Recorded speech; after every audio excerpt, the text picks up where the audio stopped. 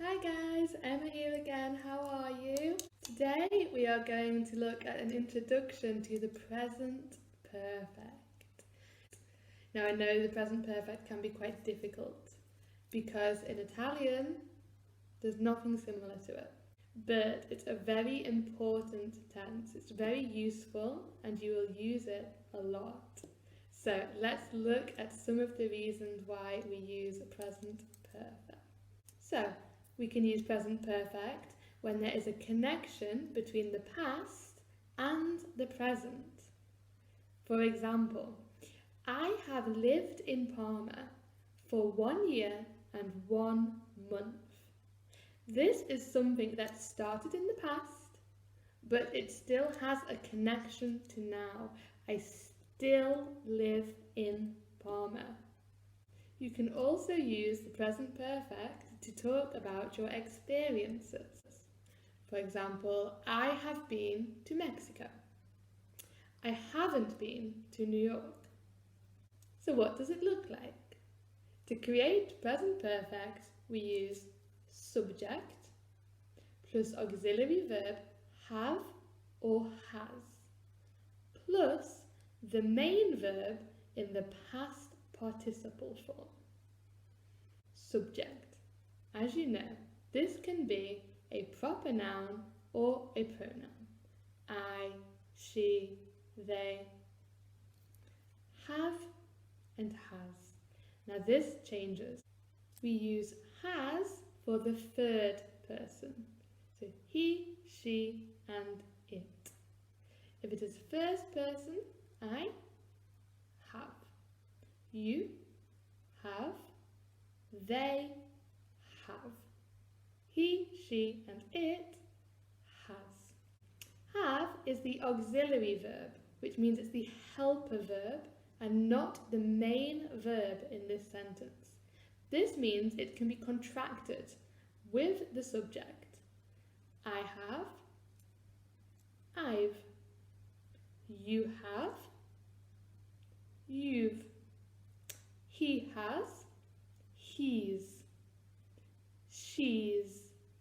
It's. We've. They've. And this is followed by the main verb in the past participle form. The past participle form is the third version of your verb. You have the present simple, the past simple, and the past participle. Now, if the verb is regular, then this is simple. You simply add ed. Okay? For example, play, played, played. Walk, walked, walked. However, in the English language, we have a lot of irregular verbs. If your verb is irregular, then the past participle will change again from the past simple. For example, fly, flew, flown. Speak, spoke, spoken. Some irregular verbs do keep the same past participle as the past simple. For example, have, had, had. Unfortunately, there is no rule, there is no pattern to help you with these irregular verbs. This is where the headache comes from. But it's very important to study these verbs. So, let's look at the difference between the present perfect and the past simple, because these tenses are very different.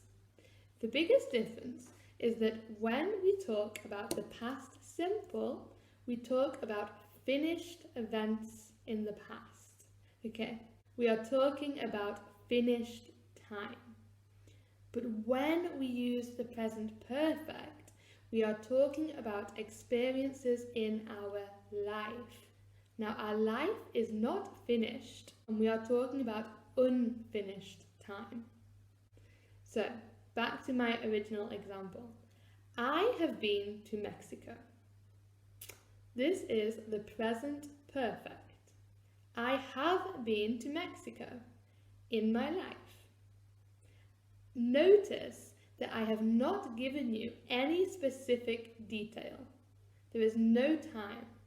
I am just telling you about my experiences. Now I can say this sentence in the past simple. I went to Mexico in 2016. But notice 2016. This is a specific date and it has finished. 2016 has finished. It is a finished activity in the past. I went to Mexico in 2016 and it was beautiful. I saw lots of wonderful things. I had a fantastic time. So when we use the present perfect for experiences, it's a non-specific time. It is something that has happened in my life that I want to share with you. And if I want to give you more detail, I will use past simple. I went to Mexico in 2016. It was fantastic. But with the present perfect, I cannot give you any detail. I have simply been to Mexico. Let's look at an example in the third person. So, Pete. Pete has lived in Australia. I have used present perfect. So I am talking about experiences, things that have happened in Pete's life. Pete lived in Australia in 2015. This is a finished event in the past, so I can use past simple because I have a finished time in the past. 2015 has finished. Have you lived in another country? Notice this is the question form. To ask a question in the present perfect, we switch. The subject and the auxiliary verb have, has.